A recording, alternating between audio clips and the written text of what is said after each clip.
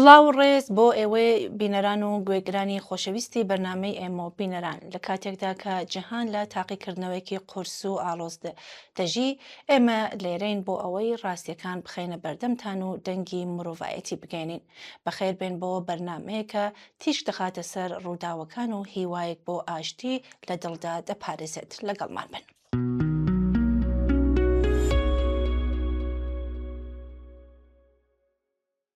بینەرانی ئازیز، درێژکردنەوەی ئاگربەز ئەلبەت تا ئێستا کە پێکەوە قسە دەکەین زیاتر لەوەی تەنها ڕوبەڕووبوونی دوو هێز بێت نیشانەی قەیرانێکی قوڵی بڕیاردانە لە ناخۆی کۆماری ئیسلامی.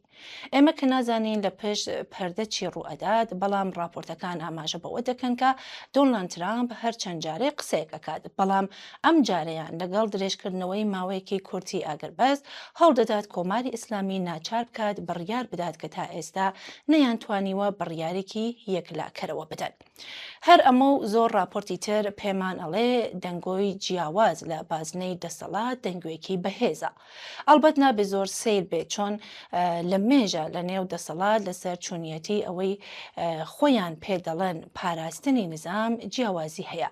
بۆیە لە کاتی وا دوای شەڕ و چوونیەتی مدیریەتی شەڕ کە دانوستانیش لە خۆ دەگرێ بێگومان ئەم جیاوازیانە ئێستا کە خامنەئیش نەماوە پتر خۆ دەردەخەن. لە ڕەوانگەی تەحلیلیەوە گرنگترین پێکاتەی ئەم دۆخە نەبوونی ناوەندێکی بڕیاردانە لە ئێران. جیاوازی نێوان هێزە سەربازیەکان بە تایبەتی سپای پاسداران و تیمی دیپلۆماسی بە سەرکردایەتی عەباس عەراقچی و کەسانی دیکە لەمەڕ سیاسەتی دەرەوەی وڵات بوونەتە هۆی ئەوەی کە تا ئێستا نەتوانن بڕیارێک بدەن.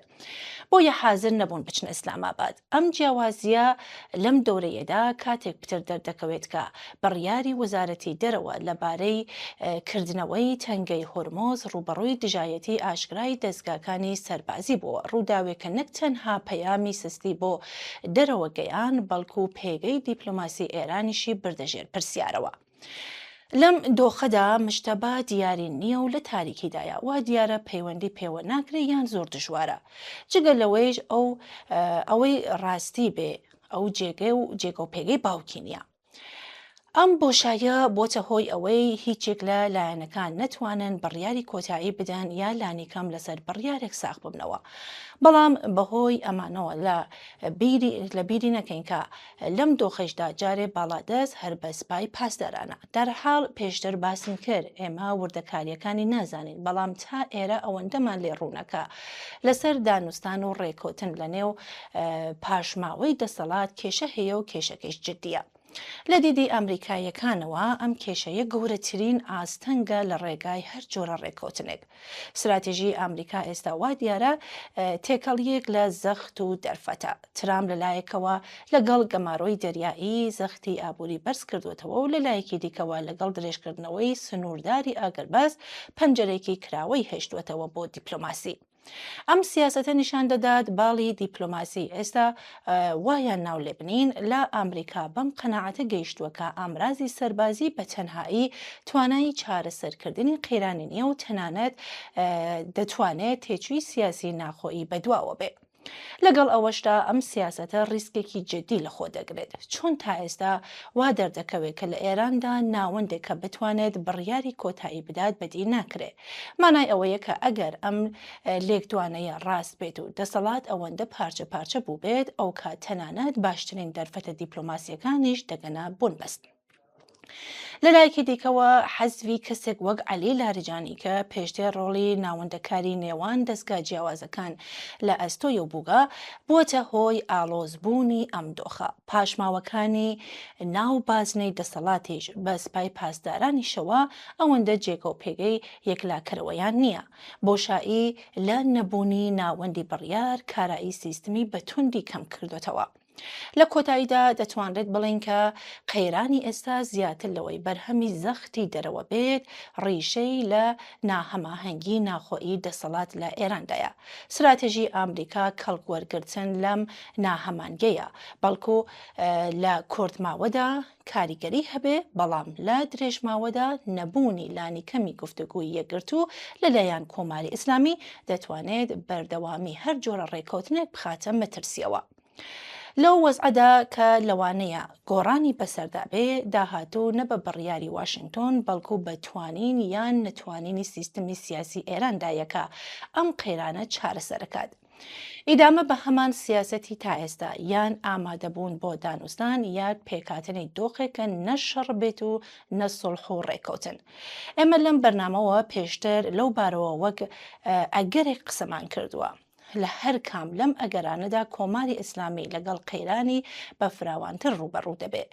ئەو پەلاقاژانەی کە لەم ماوەدا دەستی پێکردووە لە بڕینی پەیوەندیەکان لە ڕێگەی پچڕانی ئینتەرنێت تا گرتن و ئەزیەت و ئازار تا ئەعدامکردن و پەلامار بۆ سەرلایەنە سیاسەکان لە هەرێمی کوردستان هەموو وەڵامێکە بە قەیرانێکە ڕزگاربوون لێ ئەستەما.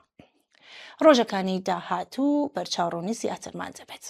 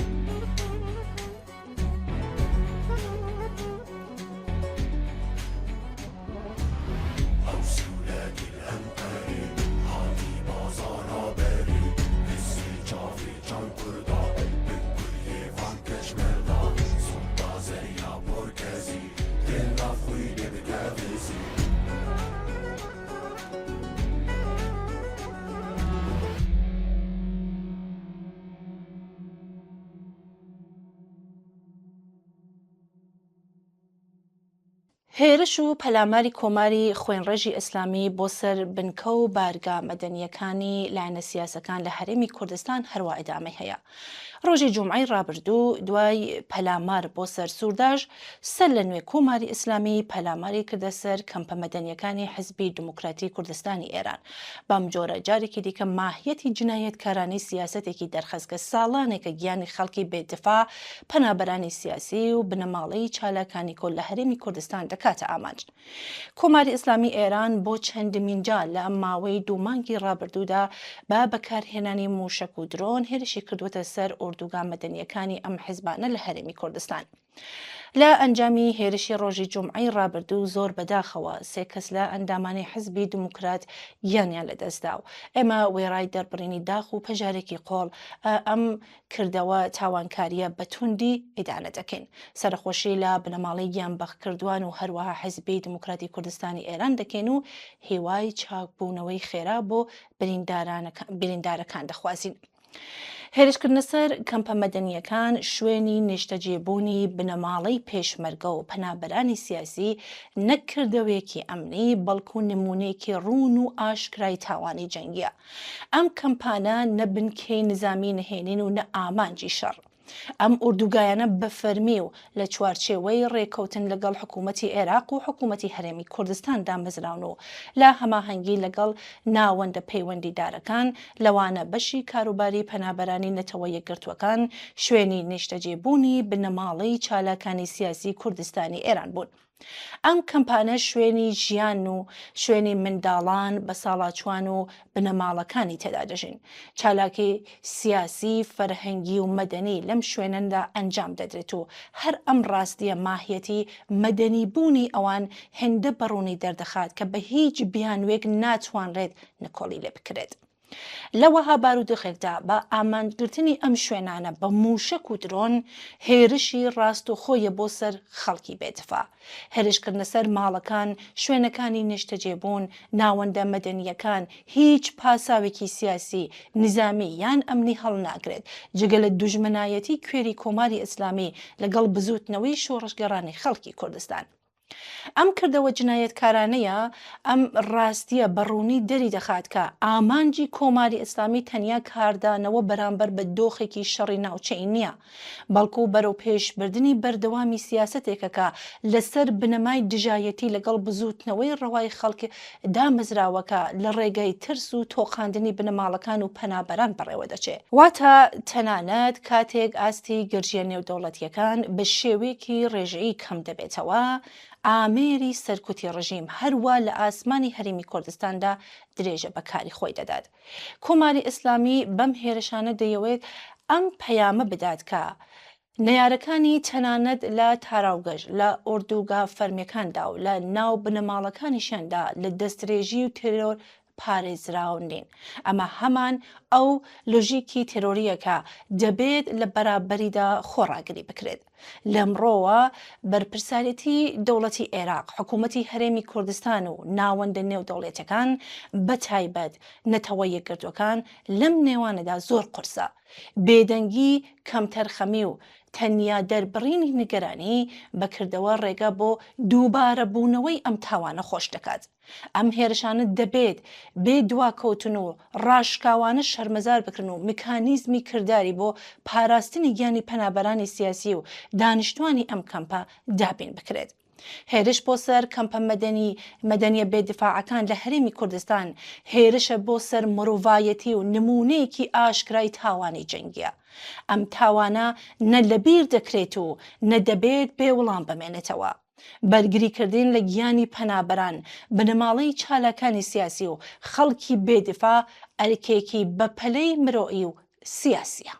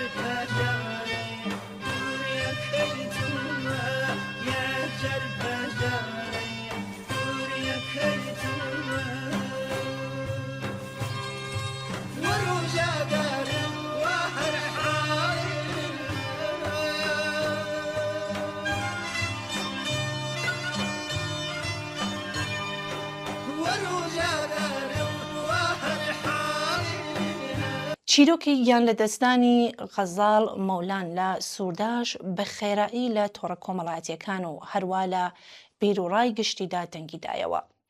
پاش برینداربوونی هاوڕێیانی دەست بەجێ و بەپەلە گەیاندیانە شاری سلێمانی لە نەخۆشخانەی شۆڕژ خزمەتگوزارە سەرەتاییەکانیان بۆ ئەنجامدا.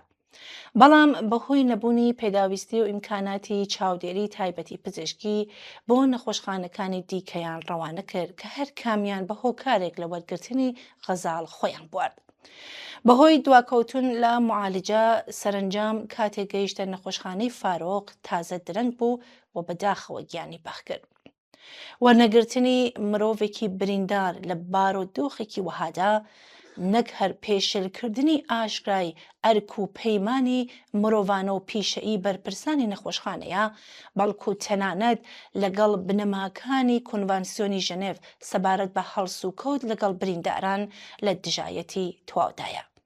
ئەم هەڵس و کەوتە نامرۆڤانە و نابەرپرسانەی بەڕێوەبەرایەتی بەشێک نەخۆشخانەکانی سلێمانی بەرامبەر بە قەزاڵی بریندار بە حەق تووڕەئی و ناڕزایەتی زۆرێک لە مرۆڤە تێکۆشەر شەریف و ئازادی خوازەکانی لە شاری سلێمانی و شارەکانی دیکەی کوردستانی عێراق لێکەوتەوە.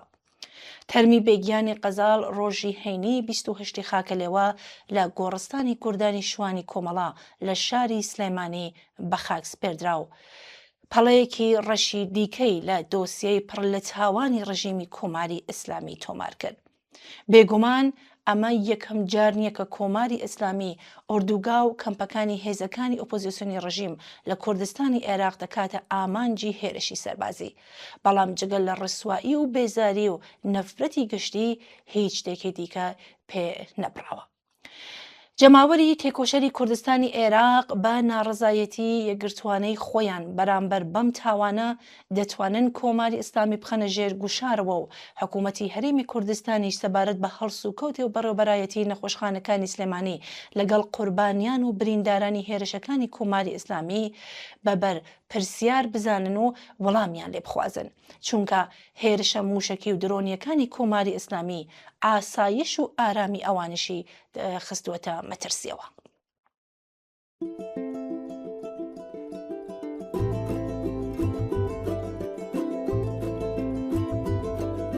شەروان و گەزی یادای کە بێ قوربان و تۆ نەهێلی تۆڵامە بێدەستێ خوێنمێ ژان و شەروان و شەروان و شەروان و شەروان و گەزی یادای کە بێ قوربان و تۆ نەهێلی تۆڵامە بێدەستێ خوێنمێ ژان و شەروان و شەروان و شەروان و شەروان و شەروان و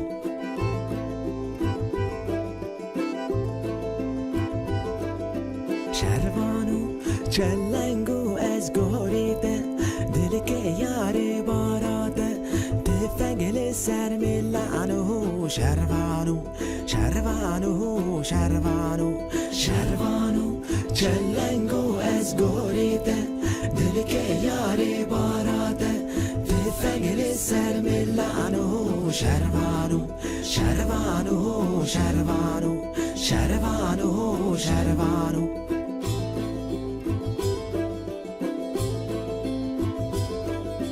شەروان و گورکەتینێ بەرخان و لولی بدە سنگان و بلەز و بەسکە حەیران و شەروان و شەروان و شەروان و شەروان و گورکەتینێ بەرخان و لولی بدە سنگان و بلەز و بەسکە حەیران و شەروان و شەروان و شەروان و شەروان و شەروان و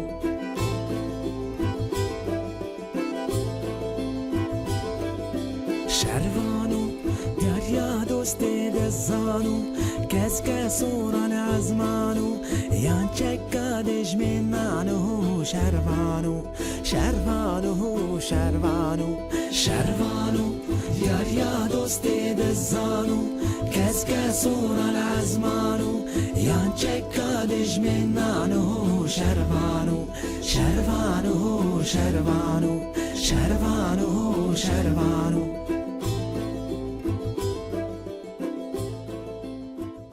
هاوڕێشیوە لە یادداشتێکدا نووسیەتی هەرێمی کوردستان شوێنێک کە دەبوو مانای پەنابێت ماوەیەکە ئاگر و مردنی لێ دەبارێ. درۆن و موشکەکانی کۆماری مرۆڤکوژی ئیسلامی لە هەرێمی کوردستان کە کەس لەسەری بەجواب نایە تەنها زەوی و خانوبەر وێران ناکات بەڵکو مرۆڤایەتی کردوتە ئامانج. ئەو شوێنانە ینی کەمپە مەدەنیەکان کە ئەم ماوەیە بوونەتە ئامانجی هێرشی کۆماری ئیسلامی بە تواوی دوورن لە هەر کردەوەیەکی سەربازی و ئەمنی. تەنیا کەسانێک تێدا دەژین کە هیوایان ئازادی و سەربەزیە، هەمان هیوا کە کۆماری ئیسلامی بە درێژایی تەمەنی پڕ لە جەنایەتی دژی بووە. لەناو ئەم کارەساتەدا کە لە پەلامار بۆ یەکێک لەم کەمپانە لە سوورداش کچێکی گەنج بە جەستێکی بریندار کاتێک هێشتا چنگی بە ژیانەوە گرت بوو بە پەلە گەیاندرا بۆ یەکێک لە نەخۆشخانەکانی سلێمانی، شوێنێکە دەبوو برینەکانی ساڕێژ بکات، بەڵام بەداخەوە لێرەیش بەداخەوە دەرگای مرۆڤایەتی لێداخرا بوو. لێرەش بە هەستێکی سارد شوێنی هاواری یارمەتی گرتەوە. غەزاڵ ئەو کچە بریندارە نە پێشوازی لێکرا و نە چارەسەری بۆ کرا، بە حاڵ خۆی گیان هێشت وەک ئەوەی ئازارەکەی نابیندرێ. لە ڕاستیدا ئەمە تەنها مردنێک نەبوو، ئەمە شکستی ویژدان بوو، تاوانێکە بە موشک دەستی پێکرد بە بێ ئەخلاقی و بێ بەرپرسیارەتی تواو بوو. ئەگەر درۆنەکانی کۆماری خوێن ڕێژی ئیسلامی جەستەی بریندار کرد، ئەو بێ ئەخلاقیە بوو کە ژیانی لەسەر. کاتێک ئەخلاقی مرۆڤایەتی پێشل دەکرێت هیچ پەناگایەک ئەم نامێنێتەوە، بەڵام لە مقابل ئەم بێ ئەخلاقیەدا لە شاری سەربەرزی سلێمانی کە مەکۆی بەرگری و شۆڕش دژی داگیرکەران بووە، زۆرێک لە ڕووناک بیران و چالاکوانانی سیاسی و خەڵکی ئازادی خواز هاتنە دەنگ، نەتەنها بۆ غەزاڵ، بۆ پاراستنی مرۆڤایەتی، بۆ پاراستنی ئەخلاق و بۆ پشتگیری لە خەبات و تێکۆشان دژی داگیرکەرانی کوردستان، بۆ نیشاندانی هاوچارە نووسی خەڵکی کورد. ئەم وەدەنگ هاتنە جارێکی تر ئەمەی وە بیر هێناینەوە کە هەرێمی کوردستان هەستی مرۆڤایەتی، هەستی هاوخەمی و هاوچارە نووسی خەڵکی کورد بەهێزە و دوژمنان هەرچەندە هەوڵ بدەن ناتوانن ئەم هەستە خامۆش بکەن. سپاس بۆ شیوای خۆشەویست.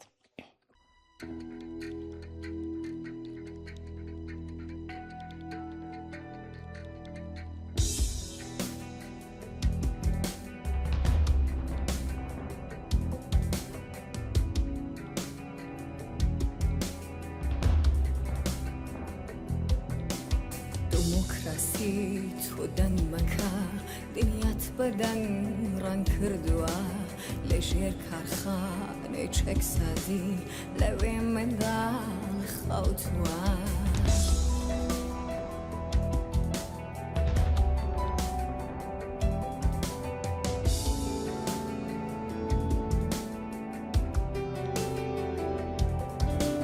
سەرۆکەکان هیچێ مەڵێن ئێوە دنیاتان خواردووە لە بن گرمەی وتینەوە لەوێ منداڵی خەوتووە.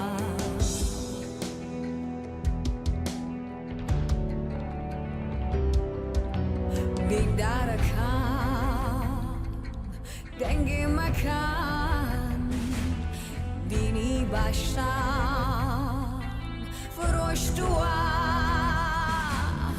لە بین شەڕی خوداکاندا لەوێ منداڵی خەوتووە.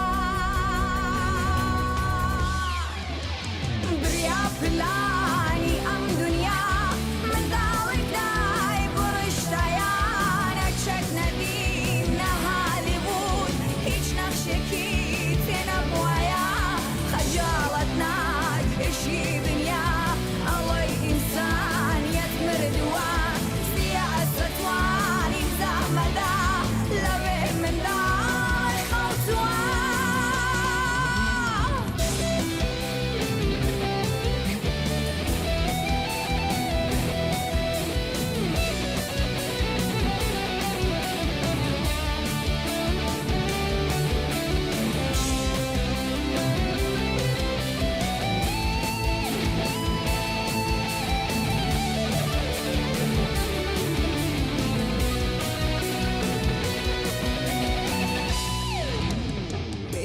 ترین قصه دنیا باستی دموکراسی کار جنگی هزو دنگی بومبه خونی منداڵی کوشتووە بێتام ترین قسەی دنیا باستی دموکراسی کار جنگی هزو دنگی بومبێ خونی منداڵی کوشتووە دارەکان دەنگێ مەکان بینی باشتان فرۆشتووە لە بین شەڕی خوداکەندا لەوێ منداڵی خەوتووە بریا پلانی ئەم دنیا منداڵێک دای بڕشتایە نەچەک نەبی نەهالیوود هیچ نەخشێکی تێ نەبووایە ئەجاڵت ناکێشی دنیا ئەڵەی ئینسانیەت مردووە سیاسەتوان ئیمزا مەدا لەوێ منداڵی خەوتووە بریا پلانی ئەم دنیا منداڵێک دای بڕشتایە نەچەک نەبی نەهالیوود هیچ نەخشێکی تێ نەبووایە خەجاڵت ناکێشی دنیا ئەوەی ئینسانیەت مردووە سیاسەتوان ئیمزا مەدا لەوێ منداڵی خەوتووە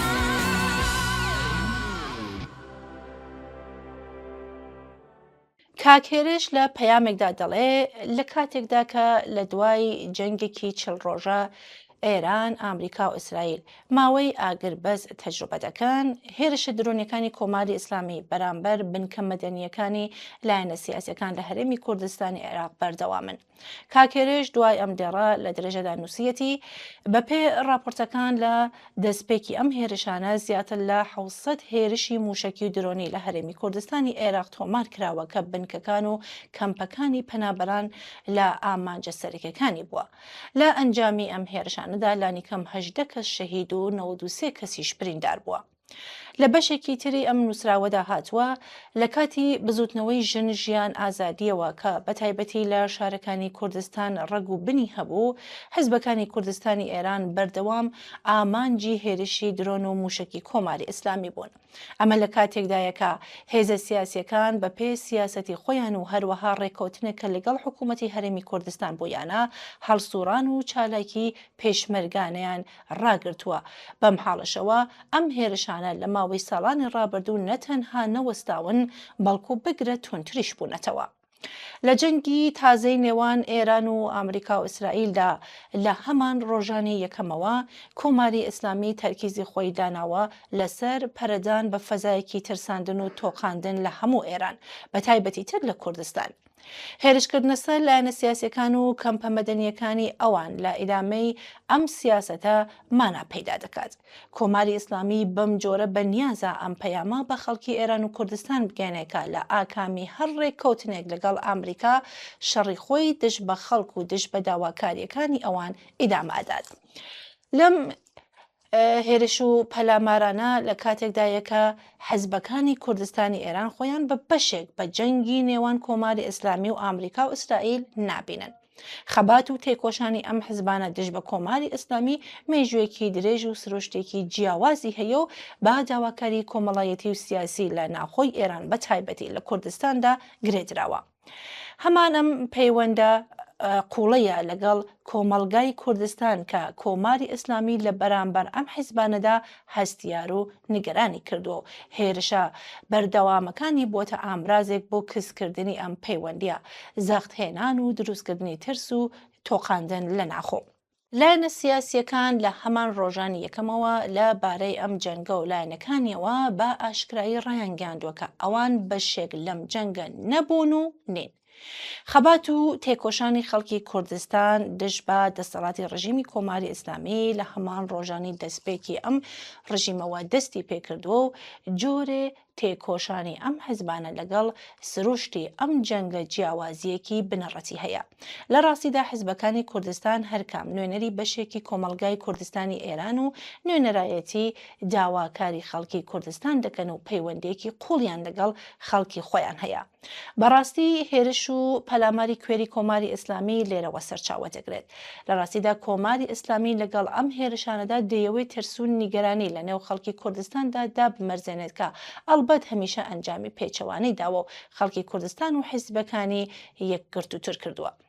کۆماری ئیسلامی لە ماوەی دەسەڵاتیدا ئەم حیزبانەی لەگەڵ ناونیشانەکانی وەک گروپی ترۆریست یان جودایی خواز ناساندووە و لەگەڵ ئەوەشدا هەوڵی داوە لەگەڵ زەخت بەسەر حکوومەتی عێراق و حکوومەتی هەرێم چالاکی سیاسی ئەم حیزبانە بەرتەسکاتەوە تا ئامانجی جیاکردنەوەی ئەم هێزانە لە بنەما کۆمەڵایەتەکاندا ڕەچاو بکات بۆیە پەلامارەکانی چڕتر کردوێتەوە. بەڵام بێگومان ناتوانێت ئامانجی خۆی بپێکێ. ڕق و بێزاری بەرینی کۆمەڵایەتی لە سەراسەری ئێران درەنگ ناخایێنێ کە ئەم دەسەڵاتە سەرکوتگەرە بە چۆکدادات.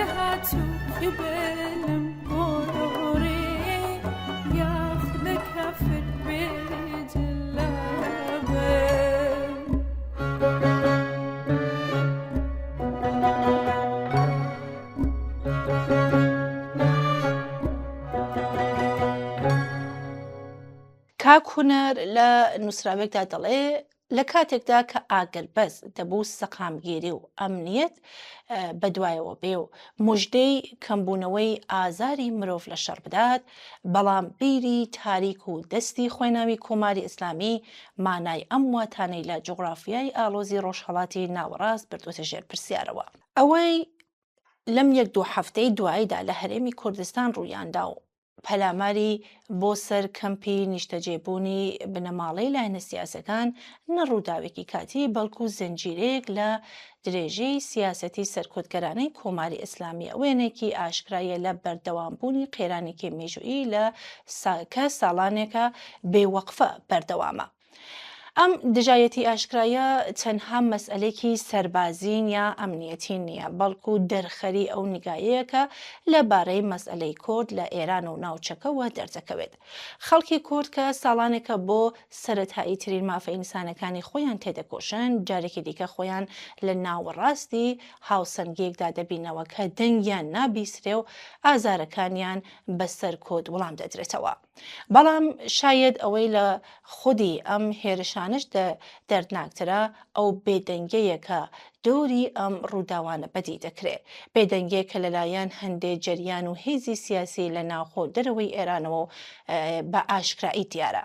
ئەم بێدەنگێت تەنها بێگانەبوونێکی سادە نییە، بەڵکو دەتوانێت گزارشێکی قوڵتر لەبارەی جیایی ئامانجەکان، نیگاکان و تەنانەت دژایەتی ئەم جەریانەتەوە بێت. بۆ نمونە هێزی بەرەی ڕاست پان ئیرانیستەکان کە هەمیشە لەگەڵ بووچۆنێکی ناوەندگەرا و پانخوازانە بەرامبەر مەسئلەی نەتەوەیی سەنگەریان گرتووە، لە بەرامبەر ئەم هێرشانەدا یان بێدەنگ یان هەڵبژاردووە یان بە داڕشتنی تۆمەتی بێبنەما هەوڵیاندا ڕەواڵەتی مەسەلەکە بگۆڕن، چونکە لە ڕەگ و ڕیشەدا جیاوازی ئەو تۆیان لەگەڵ کۆماری ئیسلامی بۆ سەرکوتی خەڵکی کوردستان و باقی نەتەوەکانی دانیشتووی ئێران نییە.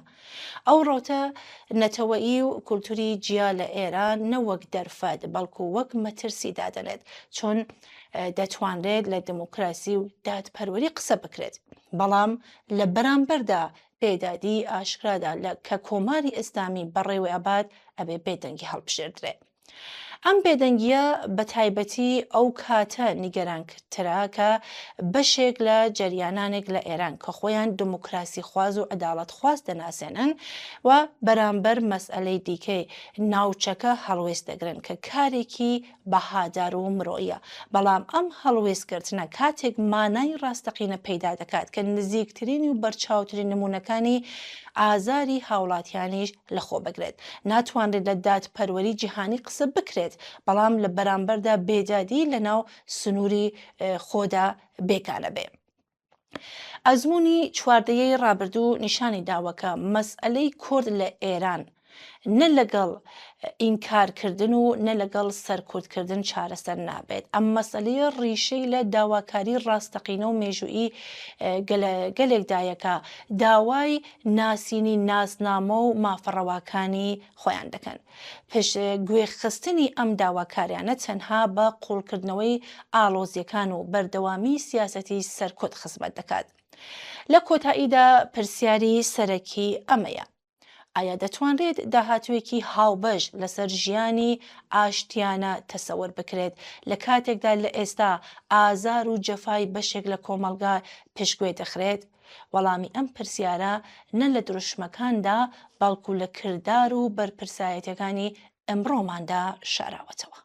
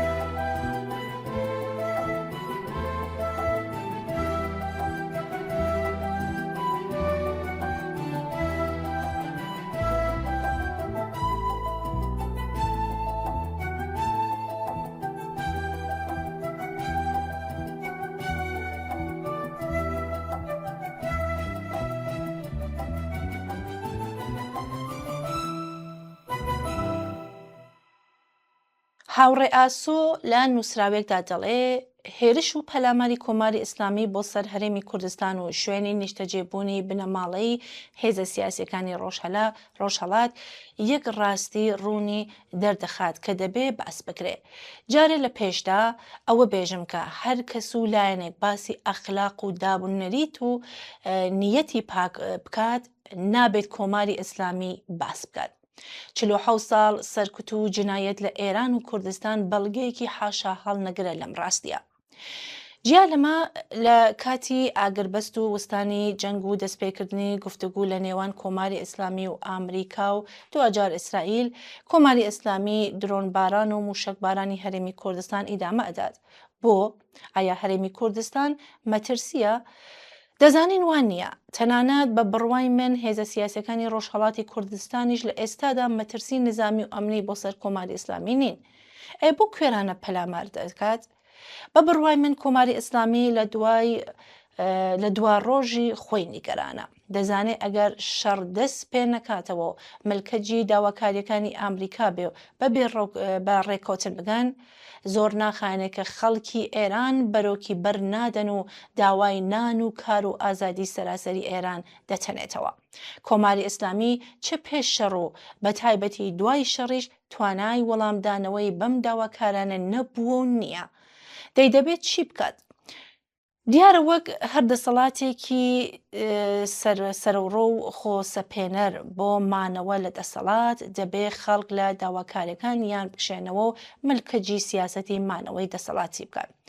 ئەم کارە لە چەند ڕێگەوە دەباتە پێشەوە. یەکەم دروشمی دیفاع لە ئێران بەرز دەکاتەوە تا هەستی نەتەوایەتی بجوڵێن و دووهم دروشمی ئائینی بەرز دەکاتەوە کە گۆیا بەرامبەر بە کوفر و ئیلحاد دیفاع لە ئیسلام دەکات. سێهۆم بە داخستنی ئینتەرنێت ڕێگای زانیاری دروست دەبچڕێ و پەیوەندیەکان دابخات تا خەڵک لە تاریکستانێکدا ڕاگرێ.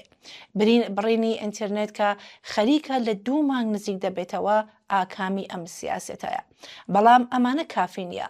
لە هەمان کادا ئامرازی سەرەکی مانەوەی خۆی واتە سەرکۆت کارا دەکاتەوە. هەر لە ماوەی شەڕدا زۆر کەسی گرت و زیندانی کرد و ژمارێکیشی بە بیانووی بێ بنەمای هاوکاری لەگەڵ دوژمن لە سێدارەدا. لەم نێوەدا کوردستان جێگایەکی تایبەتی هەیە و دەزانێ ئەم ناوچەیە دەبێ بێدەم کات و بۆیە پەلامار بۆ سەر هێزە سیاسەکان لە هەرێمی کوردستان بەشێکی گیان نەکراوەیە لە سەپاندنی ئەم بێدەنگیە بە کۆمەڵگا. ئەگەر چی مەبەستی لاوەکیشی هەیە ئەویش هەرێمی کوردستانە کە دەبێ نیشانی بدات هەرکات ئیرادە بکات دەتوانێت پەلاماری بەرێ. بەم جۆرە دەسەڵاتی هەرێم کز و لاواز دەردەخات و تەفرەقە و جیایی لە نێوان خەڵک و لایەنەکان پەرە پێ بدات. لە بەرامبەر ئەم سیاسەت و کردەوانەدا بردنە سەرەوەی هوشیاری و خۆڕێکخستن و پتەوکردنی پەیوەندیەکان دەتوانێت سەنگەرێکی کارا بێ تا هێرشەکانی کۆماری ئیسلامی پوچەڵکاتەوە.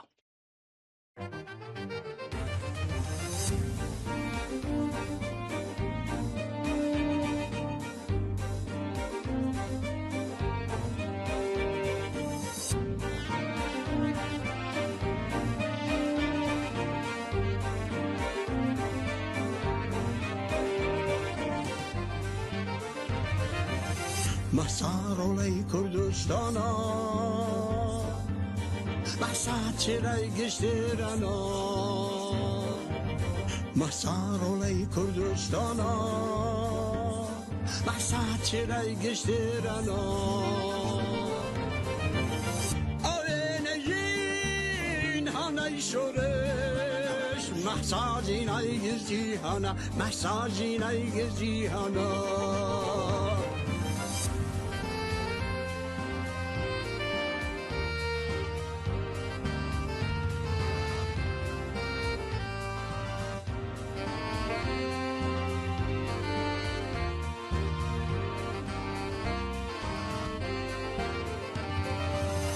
مسای اما جماورا مسای اما جماورا مسا شقامی سنگرا مسا شقامی سنگرا مسا کانی تسمکان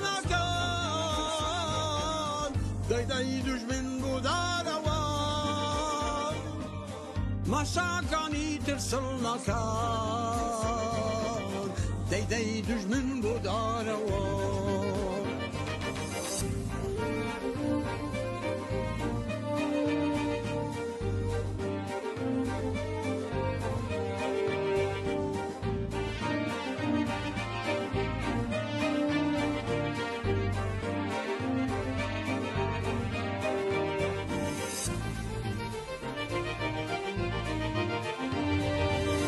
نەمانەوێ دەوڵاتی دیت نەمانەوێ سێدارەشی هەر بەرەبەری ژن و پیاو نەمانەوێ دوژمێنیژی نەمانەوێ دوژمێنیژی مەسای ئێمە جەماوەرە مەسای ئێمە جەماوەرە مەسا شەقامی سەنگەرە مەسا شەقامی سەنگەرە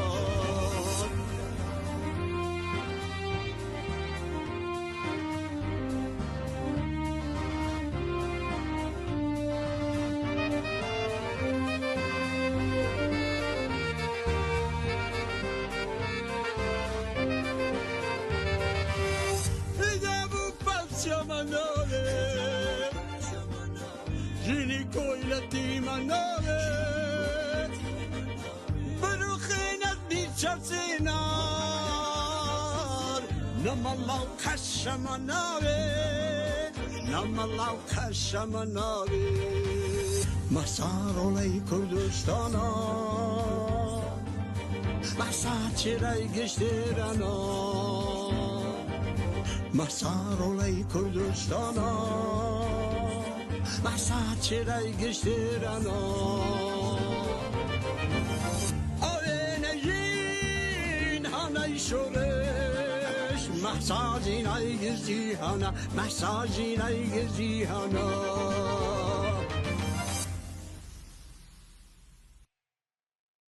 کاک سەعید لە نووسراوێکدا باسی دۆخی منداڵان لە شەڕدا دەکات و دەنووسێ لەبارەی دۆخی منداڵان لە جەنگدا زۆر قسە ناکرێ ئەوان لە ڕاستیدا لە جەنگدا زۆر دیاریشنین مەگەر بۆ ڕکلام و ئاشکراکردنی بێڕەحمی و تاوانەکانی لایەنی دیکەی جەنگ کەس نازانێت لە دنیای منداڵانەی ئەواندا چی دەگوزەرێ و ئەوان جەنگ چۆن بۆ خۆیان شی دەکەنەوە و مانای دەکەن دەنگی شومی جەنگ فرۆکەکان بۆمبەکان چه کاریگەری لەسەر ڕۆحێ ئەوان دادەنێ کاتێک وێرانی دەبینین چۆن بۆ خۆیان شی دەکەنەوە گەلێک پرسیار لەوانە چۆن ژیانی ڕۆژانیان ژێر و ڕووکراوە قوتابخانەکان بۆ داخراون بۆ ناتوانن بچنە یاریگاکان بۆ لە ماڵەوە لای گەورەکان دڵ ڕاوکێ و نیگەرانی بەدی دەکرێت ئایا لە دۆخی جەنگدا دەتوانرێ فێر بووبن بخوێنن بنووسن پێ بکەنن و یاریکردن مەجالیان هەبێ بۆ ئەمانە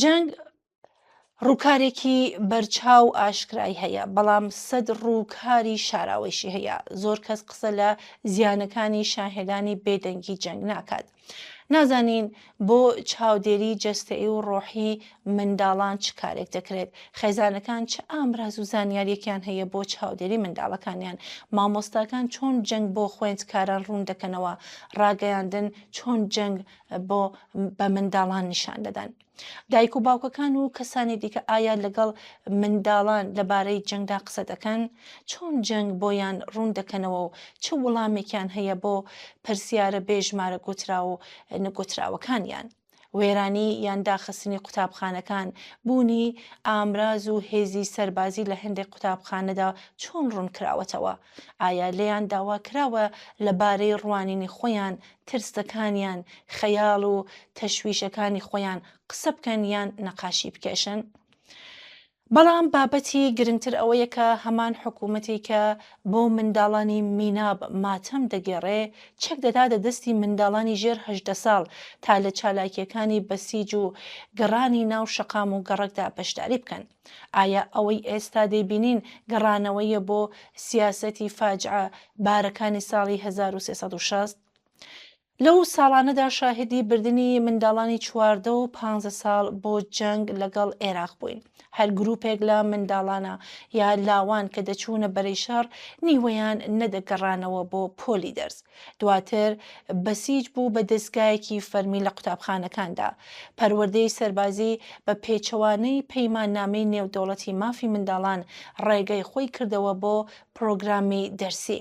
ئێستاش پۆلێک بە ناوی ئامادەبوونی مقاومەت لە پرۆگرامی دەرسی ساڵانی 9دا هەیە. لەم دوو کتێبەدا وێنەی منداڵان لە جلوبەرگی جەنگ دەبینرێ. باسی منداڵانی شەهید و هاندانی منداڵان بۆ بەرەی جەنگ بەرچاو دەکەوێت. جەنگ لەمانە جگە لەمانە دەستگای پرۆپاگەندەی ڕژیم بە شێوەیەکی بەرچاو کار لەسەر ئەوە دەکات بۆ ئاساییکردنی مەرگ کە پێ دەڵێن شەهادەت. شەهادەت تەڵەبی دەکەنە ئاوات و ئارزوو. ئەم بیرۆکە هەر لە کتێبە دەرسیەکاندا لە ساڵانی دەبستانەوە دەستی پێ دەکات. کتێبەکانی فارسی و دینی پڕ لە شیکردنەوەی جەنگ، پیرۆزکردنی مردن و شەهیدبوون و سووک نیشاندانی ژیانە. منداڵان لە قوتابخانە زیاتر لەوەی لەگەڵ کەسایەتی زانستی، کولتوری و نمونەکانی ژیانی شاد و سەربەرزانە ئاشنا بن، دەبێت ڕەوایەتی دروستکراوی شەهیدانی جەنگ لە حاج قاسم سلەیمانی و بخۆنەوە. پیرۆزکردنی مردنی شەهیدبوون بە مانای داگیرکردنی فکر و جەستەی منداڵان لەلایەن حکوومەتەوە. ئێستا پرسیار ئەمەیە، منداڵانی جەنگ کە شاهدانی بێدەنگی وێرانکاریەکانی جەنگن، شاهدی فەرهەنگی تووڵەسەندنەوە، ڕق و قینن، شاهدی مەراسمی ماتەمین و نەوحەخانی دەبن، سبەی چ کارگەریەکی لەسەر ترۆماکانی ئەوان دەبێت.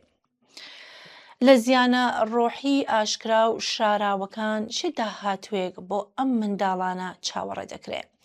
ئەم پرسیارانە تەنها بۆ قوربانیانی منداڵ لە هێرشی ئامریکا و ئیسرائیل نین. زیاتر لە 200 خوێندکار لە دەیمانگی 1404 لە شەقامەکاندا کوژاون یان لە ساڵی 1401 ژمارەیەکی بەرچاو کەوتنە بەر شاڵاوی سەرکوتگەری حکوومەت. ئەم پرسیارانە تەنها بۆ منداڵانی ئێرانیش نین. ئەوەی منداڵانی لوبنان، غەزە و ئیسرائیل، سووریە و عێراق ساڵانی جەنگیان تەجروبە کردبوو کە ئێمە لە شەقام و گەڕەکەکانی وڵاتی خۆماندا دیمان. منداڵانی هەموو ناوچەکە بەدیلگیراوانی بێدەنگی ئەم جەنگانە و سەرکوتن. جەنگ دەتوانێت زۆر کەس وەک خۆی لێ بکات، جۆرێک لە لادان لە مرۆڤایەتی. ئەوانە کە بۆ مردنی منداڵانی خۆیان دەگرین و شین دەگێڕن، بەڵام لە مردنی منداڵانی تر خوشحاڵ دەبن. منداڵان لە سەرتاسەری ناوچەکە شاهدانی بێدەنگی ئەم لادانن لە مرۆڤایەتین، ناوچەیەک نفرین لێکراو کە وا دیارە بەم زوانە ڕووی ئارامی و ئاشتی بەخۆیەوە نابینێت.